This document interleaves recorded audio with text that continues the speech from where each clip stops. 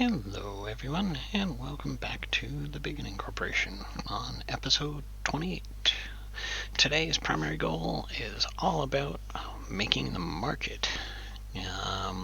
In our last episode, we started to build some tracking of trade volume and pricing over time, and then we got wrapped around the axle pretty badly trying to figure out how exactly should players interact with the market. When it comes to selling, should the players have control over their pricing and be able to choose their own prices, and then we have to write logic that reacts to those decisions based on the current market value?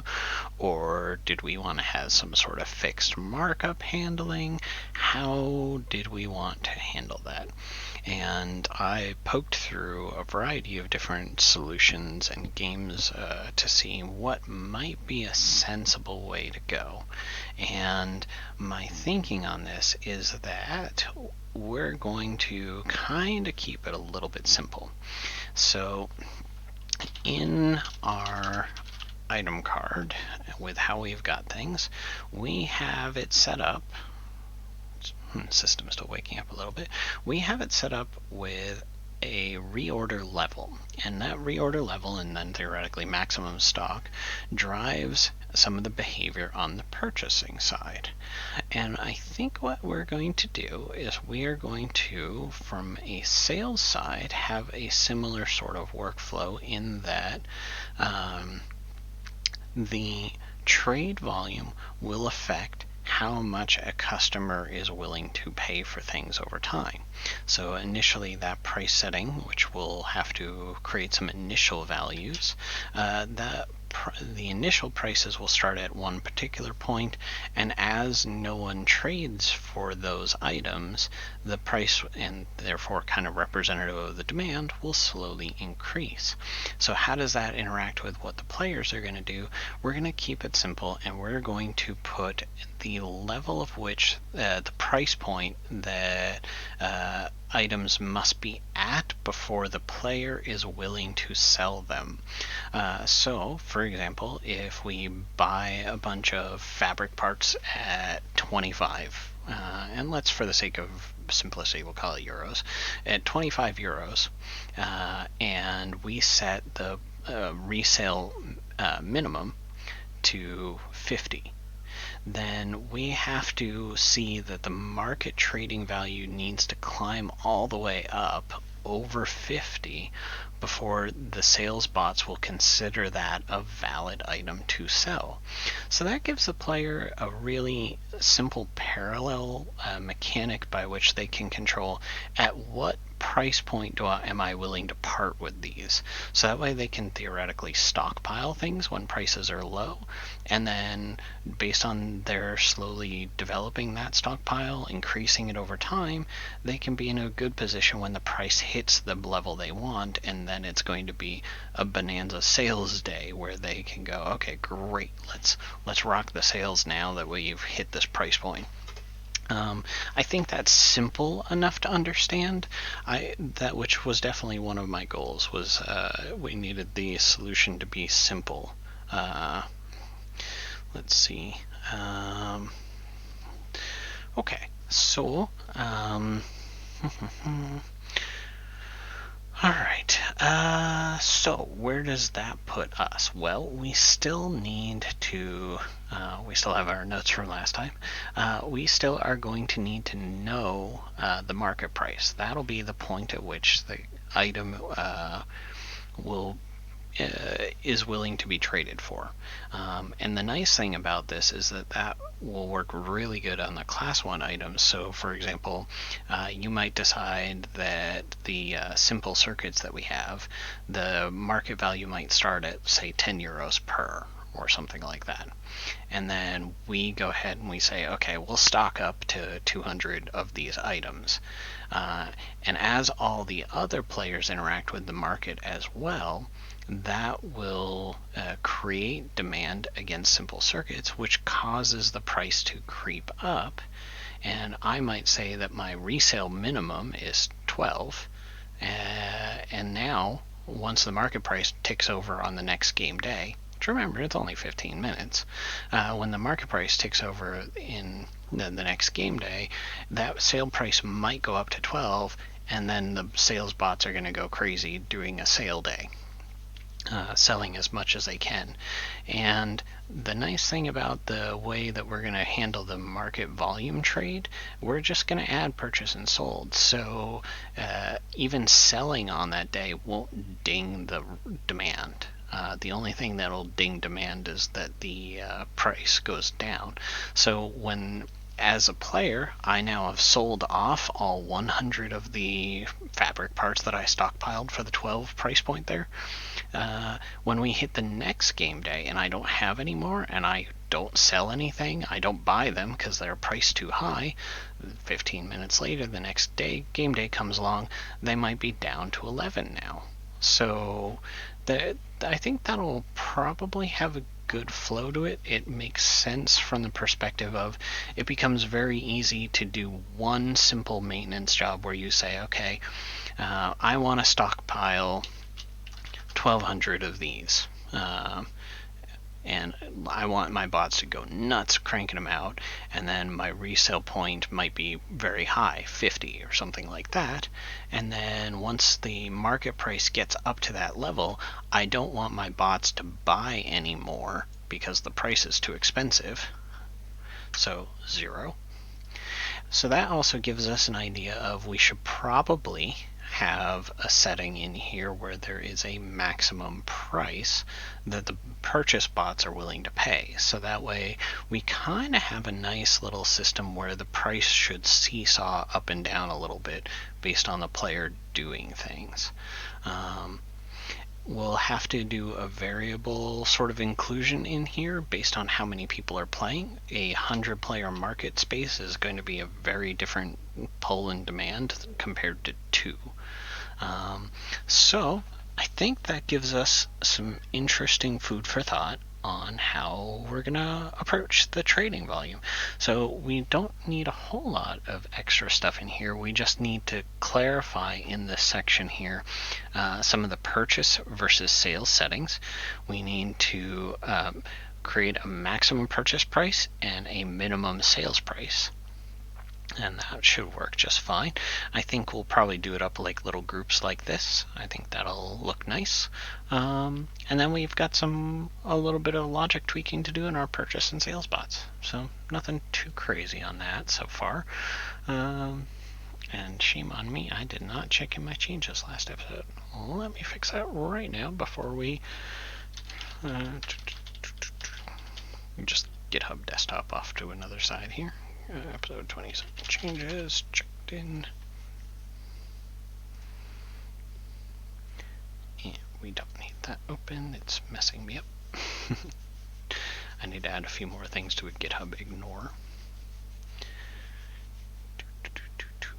Okay, so we are going to open this back up, close everything here.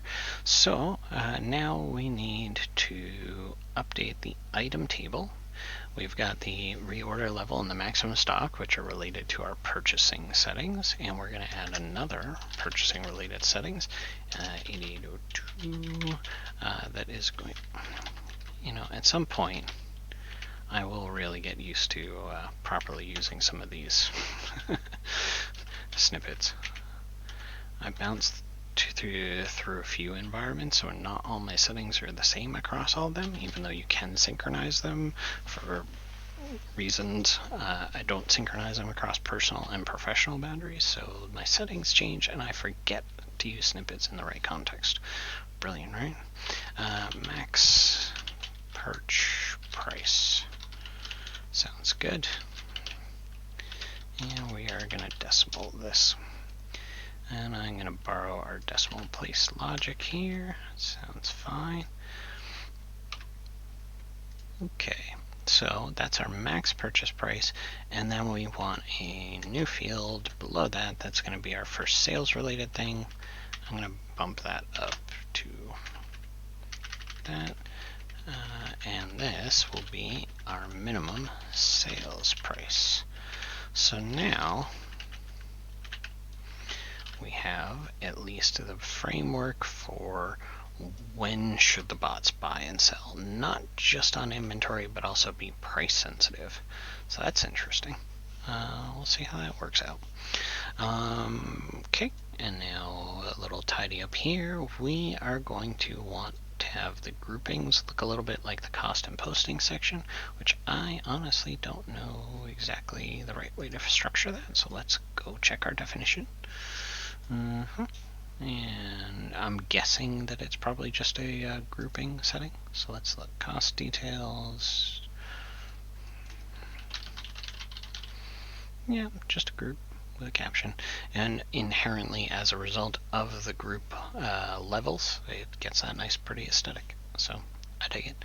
Alright, item card. So we've got this group here. So instead of having the fields directly under it, we will do a group for the purchase. I'm going to call it player purchase, just for that way we've got a unique ID there. And we don't need a second bit of info, but we do need to nest these correctly. Alright, and caption purchasing. Spelling is always nice. And now we'll do another group that is player sales. And this is going to be our BCS minimum sales price. And up here, we still need to add our field for the BCS max purchase price. Okay, that's easy enough. Cool. Alright, so that takes care of that part. Now, back to our market objects. We had created a market price table that is as straightforward as item, market price. That's it. That's all we did with it. I don't think we even did anything, any of my usual stuff that I would do to this, because we were trying to figure out how is this all going to play together. So, for example, we don't have, for once, I'm not going to blank 0. I do still want decimal places 0. That's fine. Cool. Okay, so theoretically, anywhere we want to, we can get this market price. So we had created a market calculation job, but we didn't actually know what the market was going to do. Now I think I have a good idea. Let's see.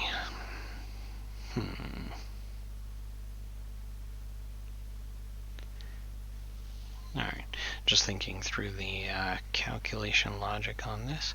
So what we're going to have is a procedure in here called calculate daily prices. In this, we're going to need definitely a few variables for sure. We are obviously going to need market price, which is our record BCS market price, and we are definitely going to want market trades.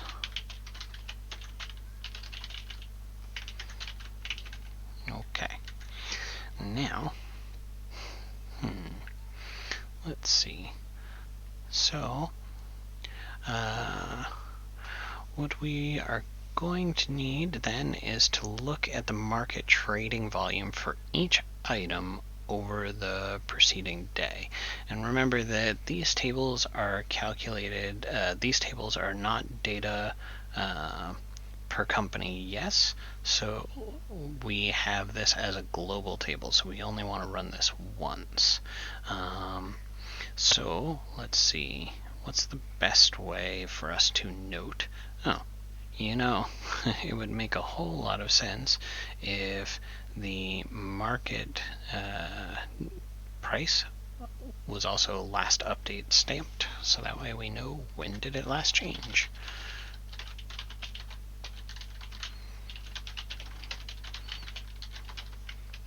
Okay, perfect.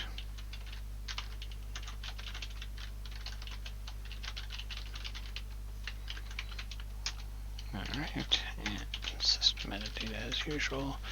At some point we will need to update some of the data classifications if we're actually going to run this as a live player run game. There will be a little bit of personally identifiable info in the system, just a little, but still some. Alright, so we want to make sure that this calculate daily price routine only runs once on a given day. So we just need to check to see if there are any market prices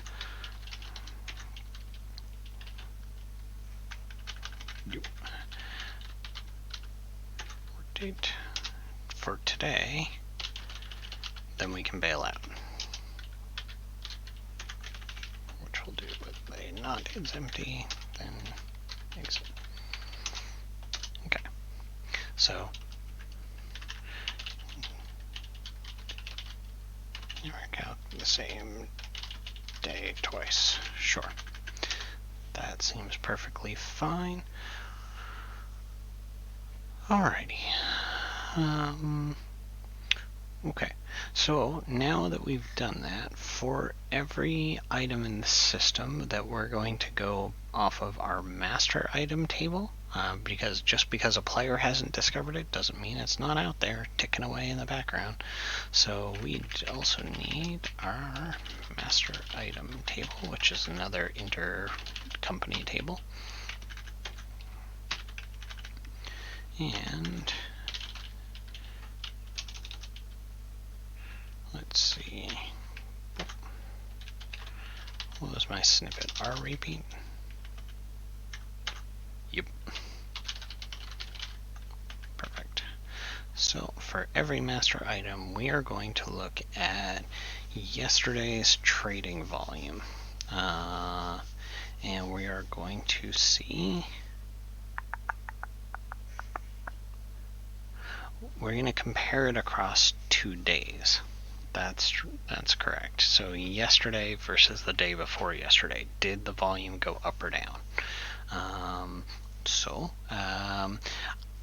We don't have to store the results of those into variables, but let's do so just so that way we have some data. Prior day trades. We'll do a decimal of that, and let's see, earlier, there's not a good word for the day before, so prior day trades, earlier trades, great, okay. So let's go into the market trades, set range on our item number, and that is our master item number, which I call code. I should probably fix that. Master item, because yeah, that's actually should be number. We haven't used that in very many places yet, so let's fix this now before we start going crazy with it.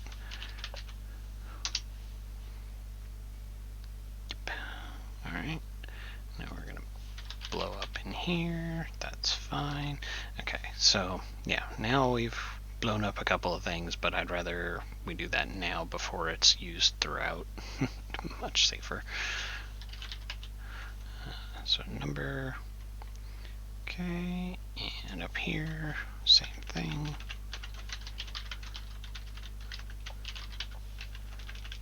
There we go. And our master item list, also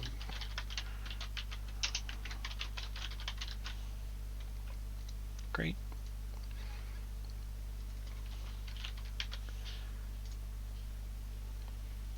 And our master item report, this is our complex import routine. So we do a check here. Okay, helps to not double quote, but thank you for helping autocomplete. You're a wonder. Alright, there we go. So fix a little bit of a rename there. I wanted to see where it was being used, or I would have just used the replace symbol. So now we know. Okay, so back here in our routine, we want to first get 2 days ago. So we're going to do market trades, set range on our date to be calc date minus 2D with our international symbol wrapper on that, of course, from 2 days ago. And if we find something, because we might not, it might be the first day of market trading, sure. And I'm just going to find first on that because that's fine. We shouldn't have more than one record for that date and item. It's primary key. So earlier trades is going to equal our market trades dot total trades. That's our trading volume. And then we'll do the same thing for yesterday, prior day trades, except we'll go 1 day back. Cool. Alright, so now, prior day trades, there we go.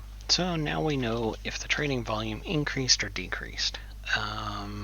And that'll give us our signage on how much do we want to increase. And it also gives us how much so. Did we go from 0 to 1,000? Did we go from 1,000 to 1,000,000? Well, I have no idea. And I don't, for now, honestly know how much trading volume is going to be affected by the number of players. I would think a bunch. So my inclination is to take our trading volume difference and divide it by the number of players in the system. So that way we're kind of getting an average trading volume across everybody. And that way a single person doing a massive buy off or sell off or whatever have you shouldn't affect the market trading so significantly. It still will move the needle for sure, but that I think will make some sense.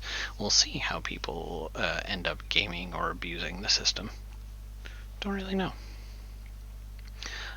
So we then, if we're going to do that, we need also then the players record.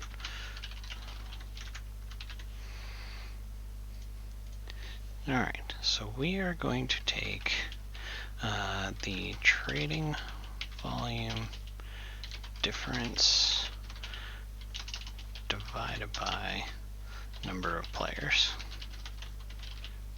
if not 0. And then we'll sign it based on,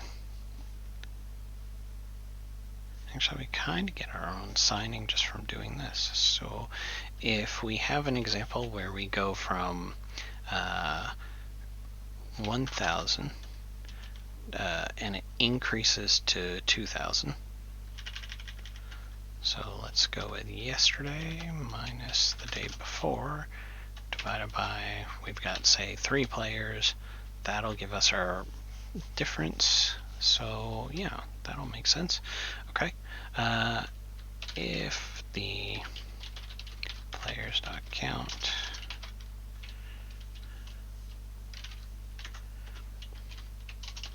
equals 0, then exit. Honestly, if there are no players in the system, we shouldn't be changing the trading volume. Not my opinion. Because something is terribly wrong in the game environment. So let's skip that. Okay. Just taking a look at my notes here. Great. Okay. Alright, so now what we'll do is we will take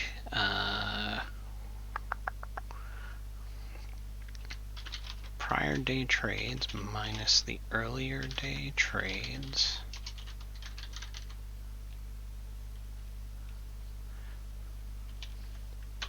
divided by the players dot count will equal our market movement, basically.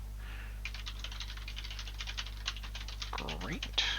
Let's give ourselves a new destination for this just for troubleshooting sake.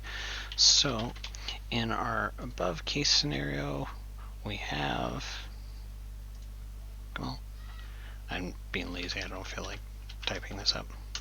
And let's say for our sake of example, rather than divided by 3, which is an annoying number, we'll say we have 10 players. So that'll be a nice easy, it is 100.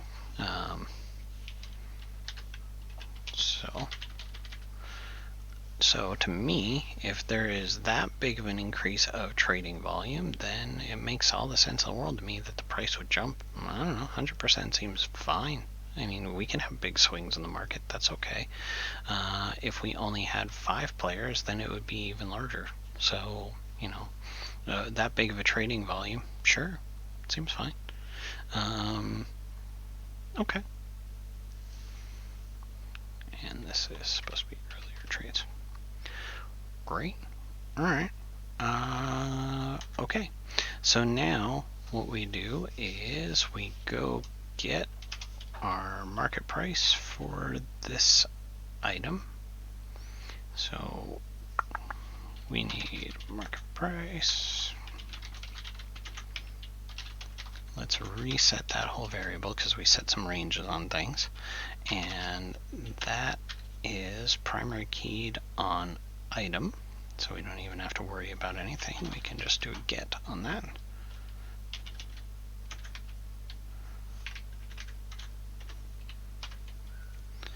Okay, so we will get that market price, and let's wrap this with a nice, in case it's the very first time someone runs it, then we'll create an entry for it.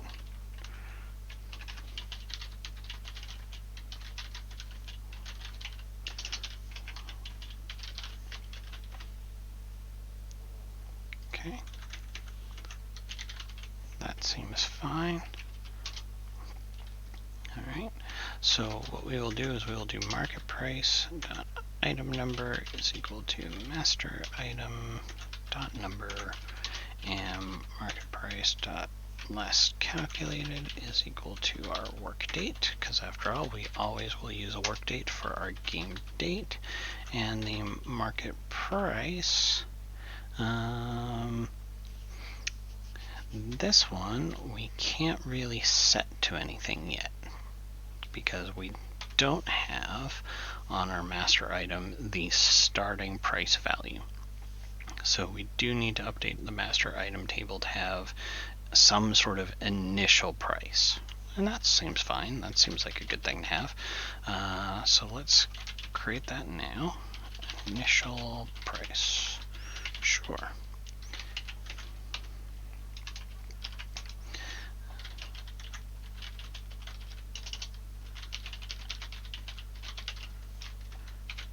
Okay, that's fine. Data classification, again, that's our system metadata. No problem there. Fine, that works. Okay.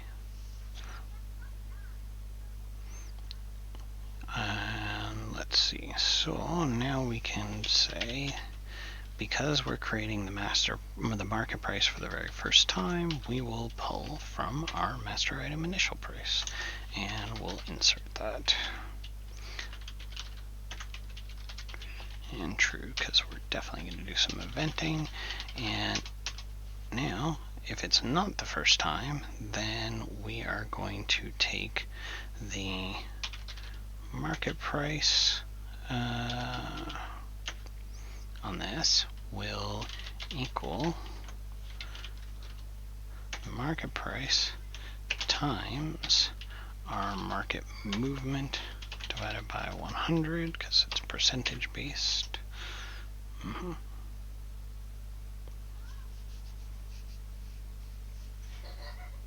Let's see. I'm just thinking through our earlier example on that. That's nice and simple. That's going to hold it flat. So that is wrong. We want this to be times 1 plus our market movement.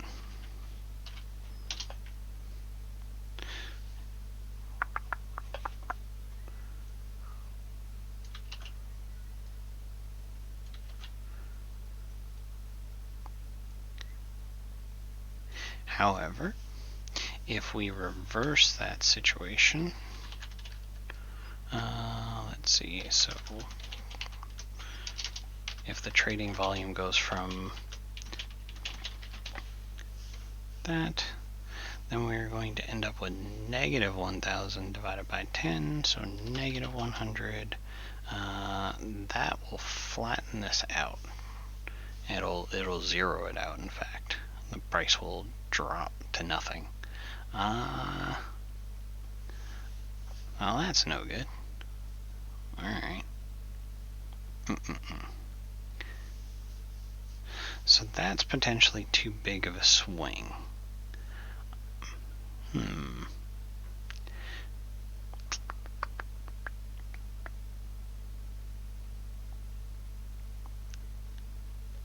I'm more inclined then to say that the market cooldown rate should be slower than the climb. Okay, that's a little bit, a little odd, but we can do that. Let's do that here. If our market movement is less than 0, then our market movement will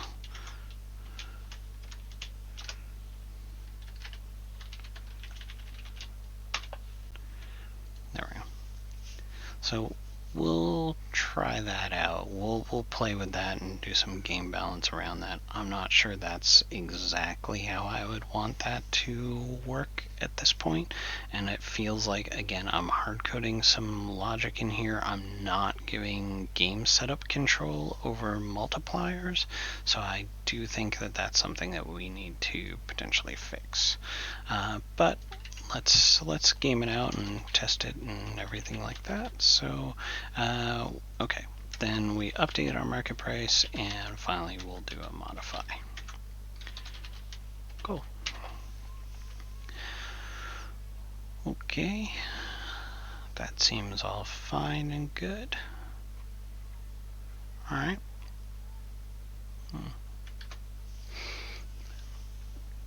Now, the market price is something that I'm okay with players seeing all the time, but we'll have to potentially consider some logic around should they see items that they haven't researched yet, and the answer to that will probably be no. So we're going to have to come up with some interesting ways to handle that, but I don't think it's going to be terribly complex. So let's check this out here.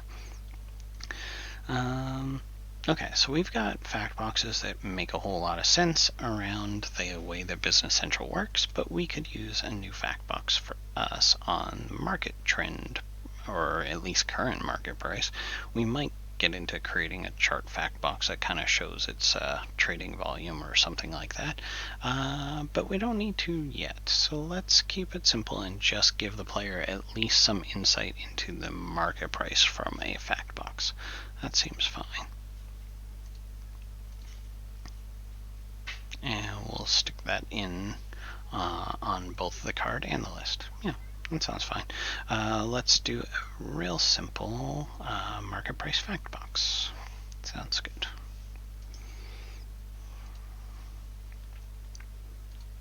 We're going to do a new page. It's going to be a card part because that's all we need in this case. Market price.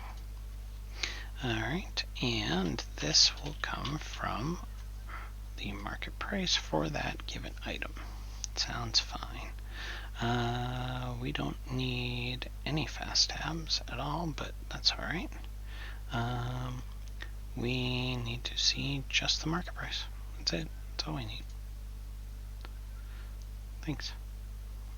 I don't think we even need that group level, so let's try without it. And back on our item card, where we're doing all our modify to the layout, we can say area, fact boxes, and we are going to add first.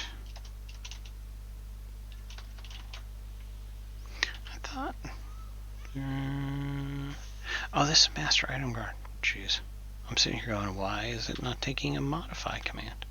Because that's the master. Brilliant. What we want is in our core extension item card. Right. Alright.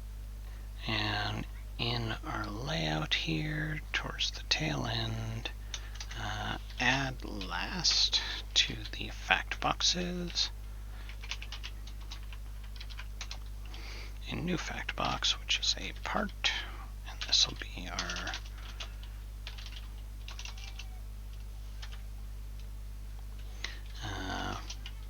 BCS market price. BCS market price.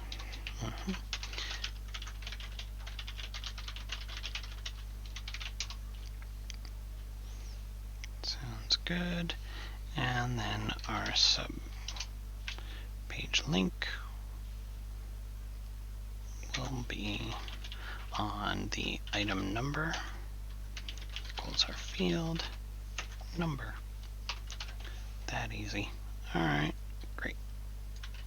And we'll do the same to the item list, which I thought we had modified, but I am not seeing anything in here that suggests we have yet. Alright, so we're gonna tend to that, because I think we can get some of that information in the list to make a little more sense for how we're making use of the system. So let's tidy that up real quick. Alright, I'm going to scooch this off a bit off screen here, so that way I can get it behind, so I can see easily what I'm actually making changes to. Let's do it that way. So core extension, new file. This is going to be item list page extension.l.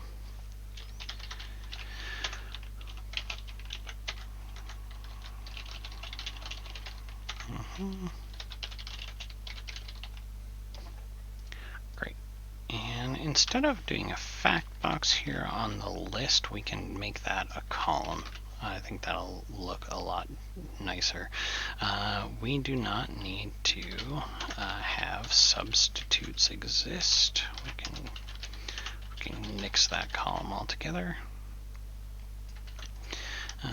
We do not.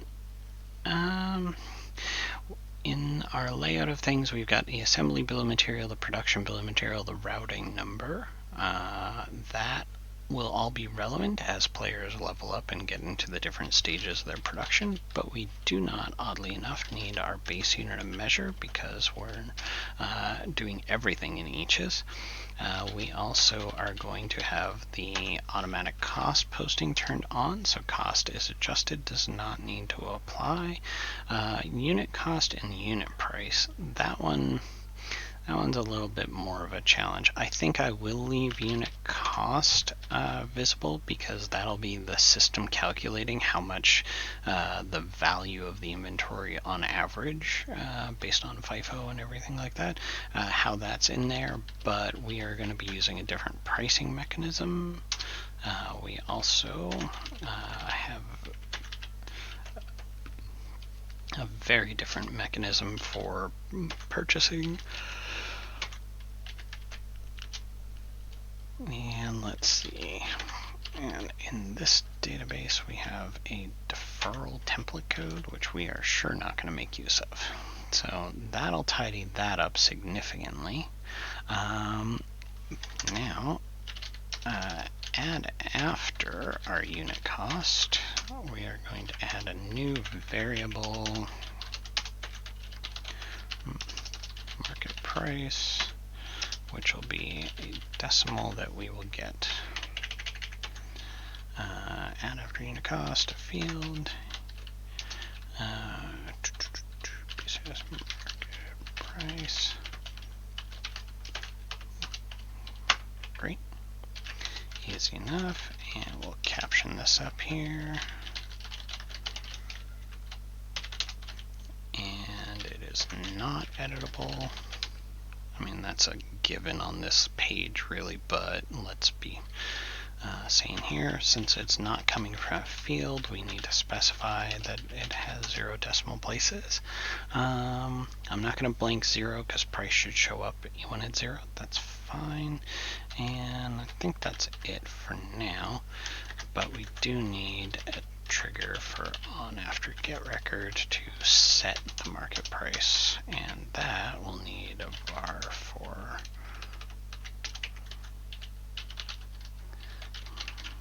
prices.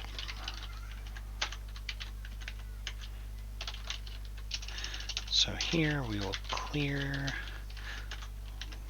the current one every time we get the record, and if market prices has an entry for our rec number,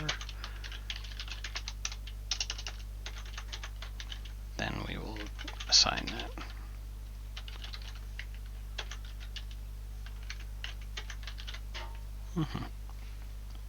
Okay, that's a little tidier. Let's save all that and hit our first publish of the episode before it's over. And bring our UI back here.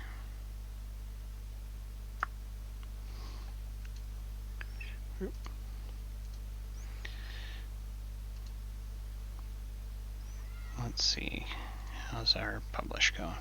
You all published? Compilation could not. Bot purchase. We had an error hiding in the flow of things. I should really watch for that problem line.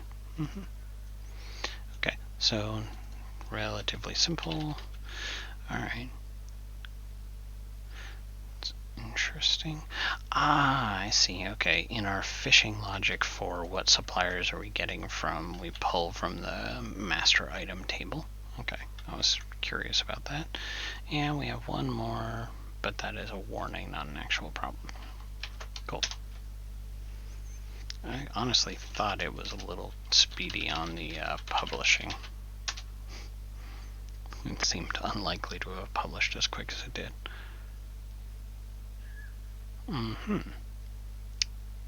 Sure. I've had a lot of weird ASP.NET issues, not for me, but my clients. I think some Windows updates are goofing up people. Let's see if a restart gets us happy. Hopefully I don't have to update Visual Studio Code because that would be bananas. Alright. Chug, chug, chug.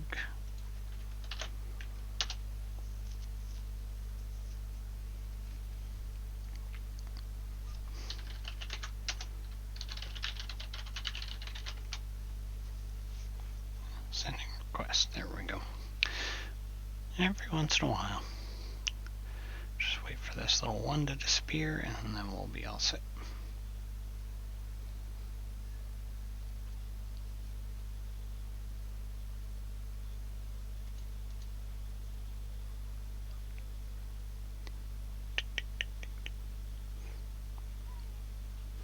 It's always interesting to come back on a Monday to start streaming.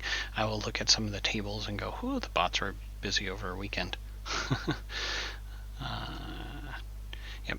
And anytime I refresh and end up back at the sales order roll center here, that means that the publish is definitely not done, but it should be all set now.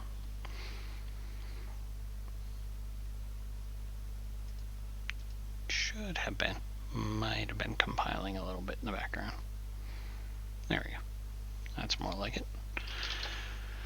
Okay.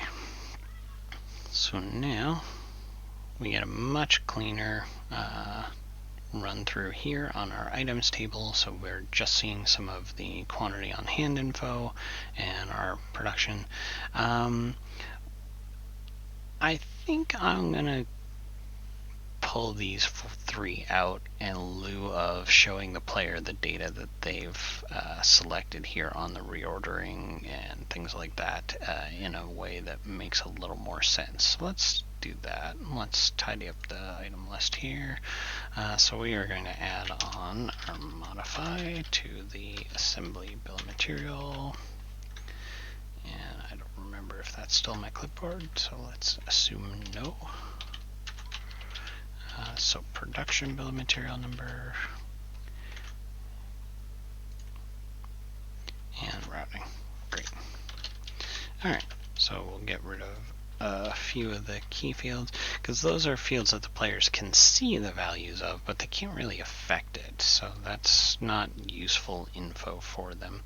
I decimal place zeroed these, but the unit cost is still double decimal here, so I think I will also modify the unit cost to be decimal place 0.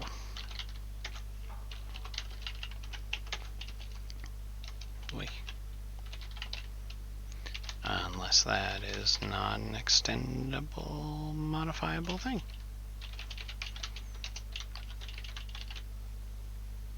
The property cannot be customized. Huh. Really? We can't modify the decimal places of a field? That's a banana restriction. Alright. What an odd choice. Alright. Anyways, so after quantity on hand, let's add some of the player settings for reorder level, for example. Which that field, I believe, is our inventory field, but let's do a check on that. If we go to our item list definition,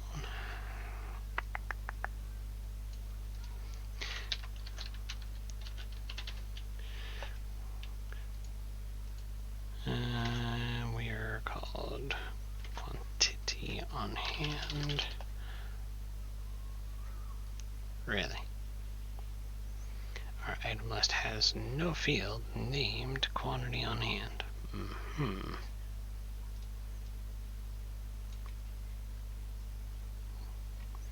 So I suspect it's this inventory field, and that we're just getting a really weird description on that from the caption flow of things. So that's a weird one. Alright. So we'll call it inventory field. Sure. And here we want to have our BCS reorder level. Sounds fine. And after the market price, then we will put the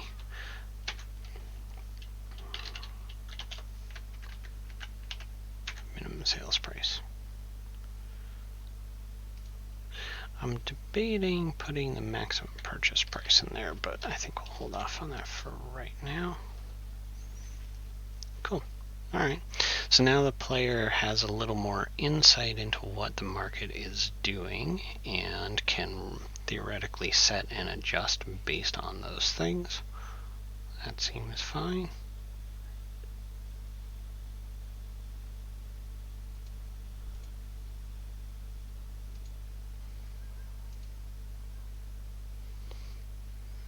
Now we just need to wait for that to actually, work.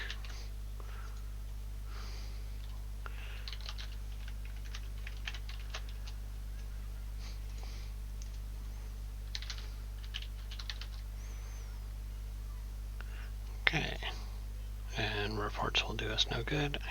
My brain keeps wanting to type item list, but it's just items. There we go. Okay, that's cool. I like that. We're going to need to fix that little caption, but otherwise that's a lot more relevant to the player. So, cool. I like it.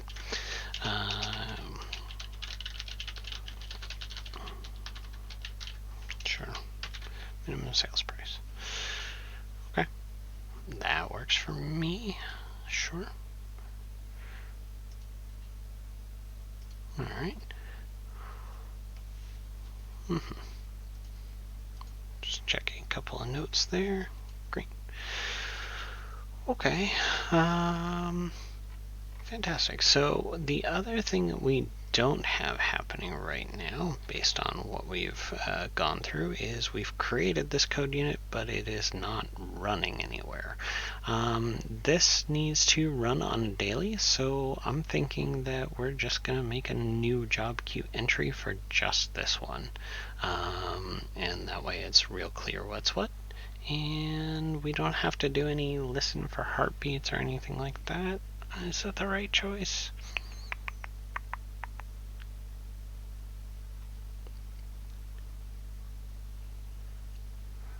I feel like we should throw an event out of the master heartbeat so that the master company can do any sort of events on this. Let's do that. So for example, we're going to poach just this on heartbeat event. We're going to copy that over to the master heartbeat. And it's not necessary to clarify it here because we're going to have that be tied to a code unit called master heartbeat, so it's clear what's going on. But I'd rather just be clear all the way through. So instead of separate job queue, we can just subscribe to that. So that seems fine.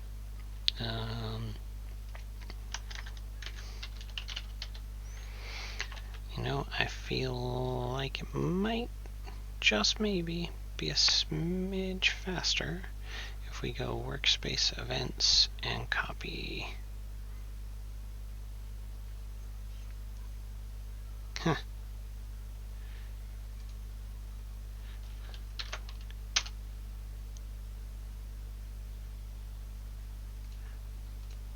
I was going to say it would be faster. Yep, okay, there it is. So you do have to have done a package of some ilk for us to copy the footprint from the handy little function here. So, yep, procedure on master heartbeat. Then we will do... I don't usually keep it open during streaming because we are already so crunched for space, but when I'm working normally, I do tend to keep the little outline here open as well. It is really handy when you're looking for function names. You can just see in this object, what did I call that function again? I don't remember. Oh, I called it calculate daily price. Okay, cool. Alright, so now when our game heartbeat next ticks in the master company, now that I've published, then it will initialize things with some initial prices. Right now, however, we have no market prices in our master item. We did not set initial prices, nor do we have anywhere where we could have set those. So let's fix that up real quick. Initial price.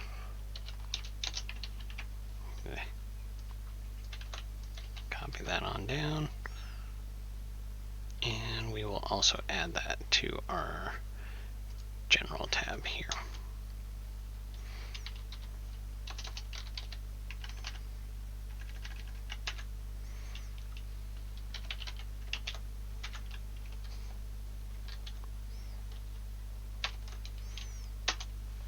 So that way we can go set some initial price values for some items just to get things off to a start here.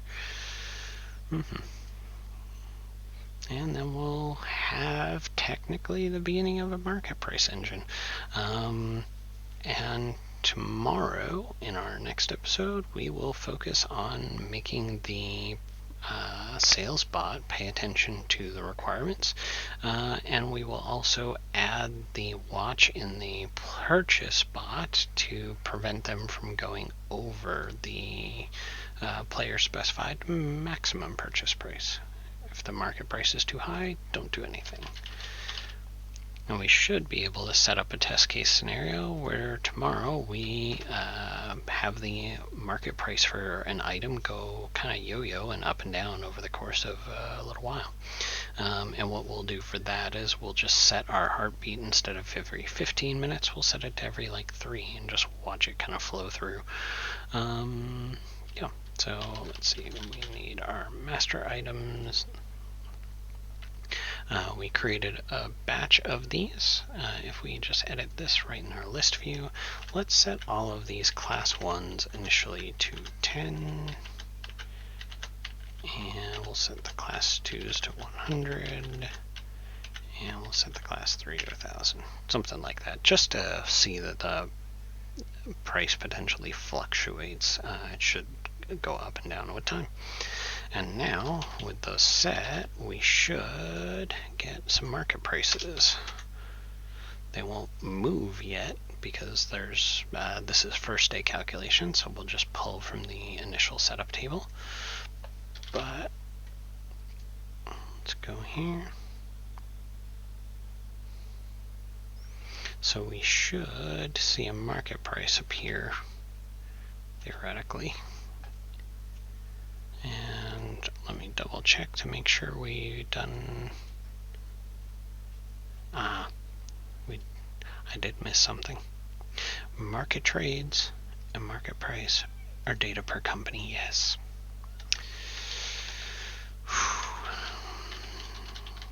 Specifically spoke about making sure they were yeah, even I said it out loud and almost typed it again. These should be data per company false, because otherwise everything falls apart, because all the players will have all their own personal pricing. And that's terrible. And the only reason I can make that change at this game point of the process was because I have that force sync, and it's destructively killing off all the data that's in here related to that. So, hooray for us, I guess. Yeah, I thought so. Trying to open pages while I'm publishing. Always a bold choice.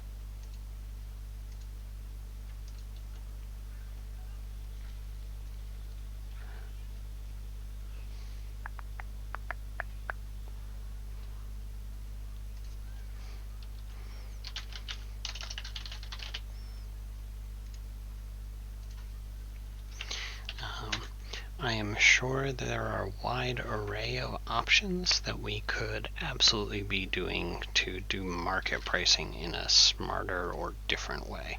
I looked at a lot of different possible options. Check that out, market price 10, yay! I looked at a lot of different theories of how we can balance this. There are better ways to make it more competitive. There are better ways to make it flow up and down. There are better ways to make it so that players could do some clever things with it. But I think that one of the core things that is driving this project is that it also needs to be accessible to people to play this if they've worked a lot with ERP systems and businesses, but maybe haven't played a lot of these sort of games. It needs to be approachable and kind enough to people with lower gaming literacy.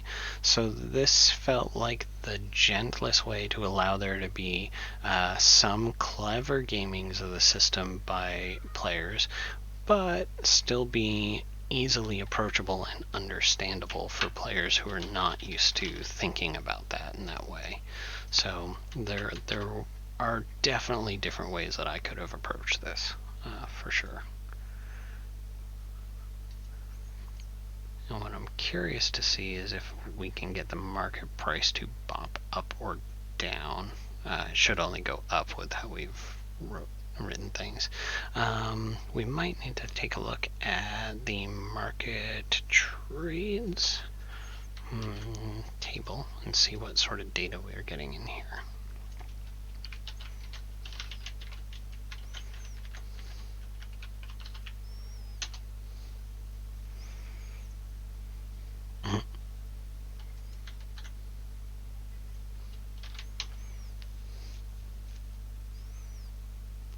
And that makes sense. There are no market trades.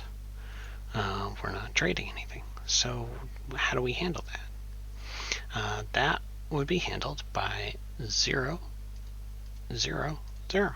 Okay. So what do we want to do if there's been no trading activity whatsoever? For me, that equals we should definitely tick it up because that means that that market is quietly sitting unfulfilled. So again, this probably will be a game setup value, but let's take the market movement, and in this case, since we're looking at 1 plus whatever percentage, I am going to say that no movement equals a 20% increase for now. Totally arbitrary. This will come from settings in the future for sure.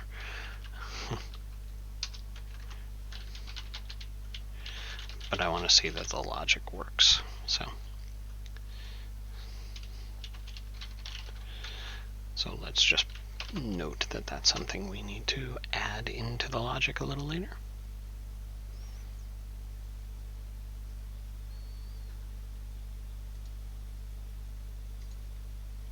And anytime you run a table directly, you can't just refresh because it creates a virtual page that then is destroyed. So fix that. And then we're going to probably wrap up once we're confirmed working. Okay. Come on, roll center.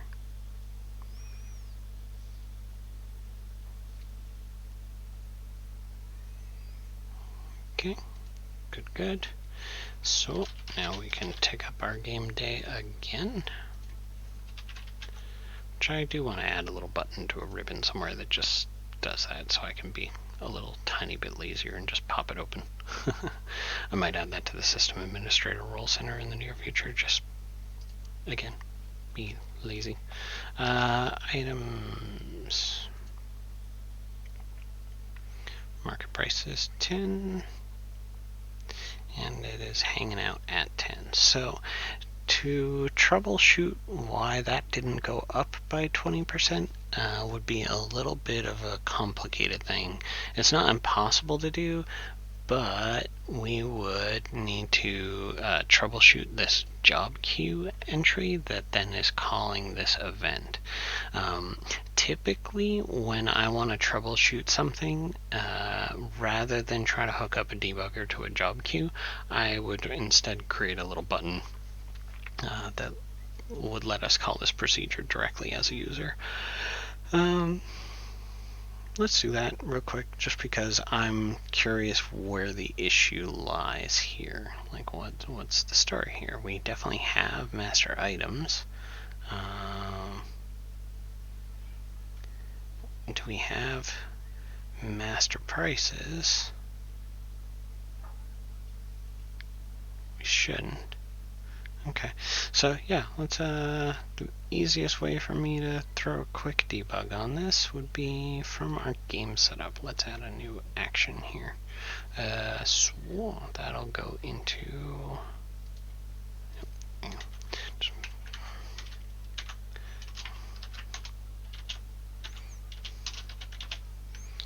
processing is just fine for this. We are going to add a new action. Tick game day. We're going to reserve that spot for later. Action calc market. And this one will be image adjust. Yeah, just exchange rates. That's a grid low image. Promoted is big, true, promoted is true, and promoted category is equal to processing. And the trigger on this will be on action, and we'll need our market calc code unit, which is going to be the BCS market calculation. Perfect. And for this, it's as simple as market calculate daily prices. Cool. For the above one, since I mentioned I kind of wanted it, let's just do real quick.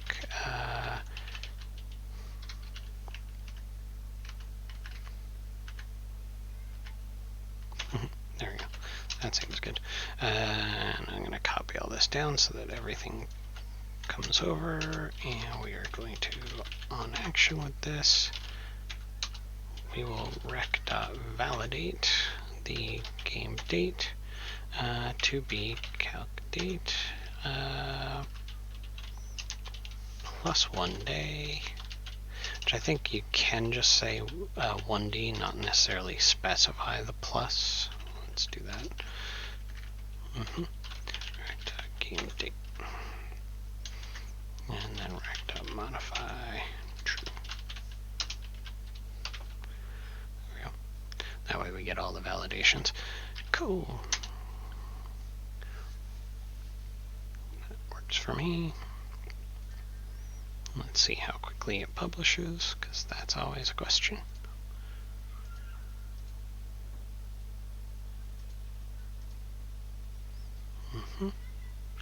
Great.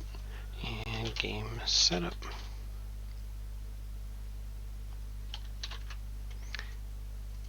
I was sitting here going, wait a minute, that column layout was completely wrong. One of the other things that I did here is that I did not specify I wanted to publish with debug, which is definitely something I want to do. So we want to get into the code unit here, and we will publish with debugging this time, which is going to pop open a new browser session.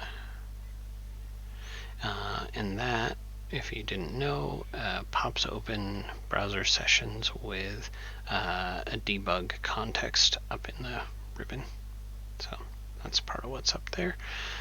It uses that debug context ID to hook up to the appropriate session. Fun and excitement. Okay, so now we've got tick game day and calc market. That works perfectly fine for me. So now when I do calc market, it will just look like it's hanging because it's waiting for us over here. So let's step in. We go into our master item. It looks to see if there are any earlier trades. And then it's looking in BCS player to see if there are any, and there are. So we find that 0, 0, and our players count, I think, is not 0, it's like 3. But now here our market movement is 0, which is correct. We had no activity for our given item, which if you look in our debug here, we can see our master item that we're looking at right now is 1000, and yep, there's been no movement on that.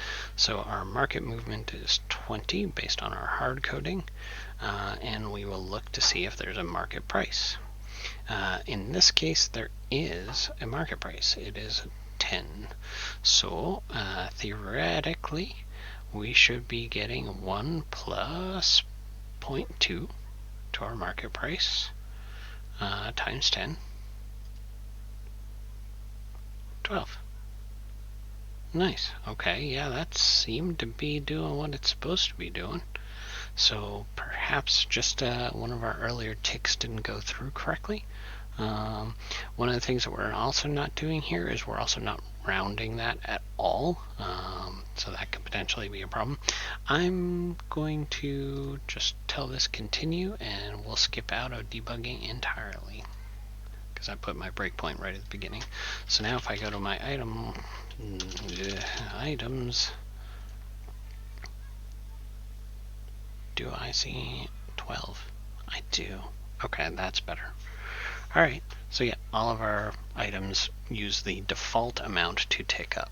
So theoretically, as players start out, the initial price for some of those class 3 items will be whatever the initial price is, but it could take a couple weeks before players are set up to do manufacturing, so all that time they're going to be getting slowly more and more valuable in the background. So the first person to get to manufacturing will kind of have a treasure trove of opportunity to sell as much as they can. And that's going to be one of the major reasons why I'm going to have a lot of different items in the different classes, is so that players can kind of have those little pools that they can take over and jump into and try to get through them as quick as they can to make some of the different amounts. And then there's also potentially benefit for players to stockpile different items and let the price tick up and hang on to things and maybe not sell them for a little while. And I am thinking about, in a later point in time, even potentially allowing players to create orders and maybe some sort of an auction house system where they potentially can buy components off of each other at different price points. And the quiet thing about that will be that those will not count towards trading volume. So I think that'll be kind of a neat way to let people manipulate the market, honestly. And for us, that's a good thing. That means that they're coming up with some neat strategies. Well, yeah, I think we have completed our objective for the day. We have created a market pricing system. So tomorrow we will make our sales and purchase bots obey the laws of the pricing engine now. And that puts us in a great place day after that to start charging players for the power for locations and bots. And that puts us in a place where we're ending the week with honestly, a playable little game. So that's pretty good. I appreciate folks sticking around for the extra little bit of time today's session. Thank you all for watching, and I look forward to seeing you tomorrow. Take care, everyone.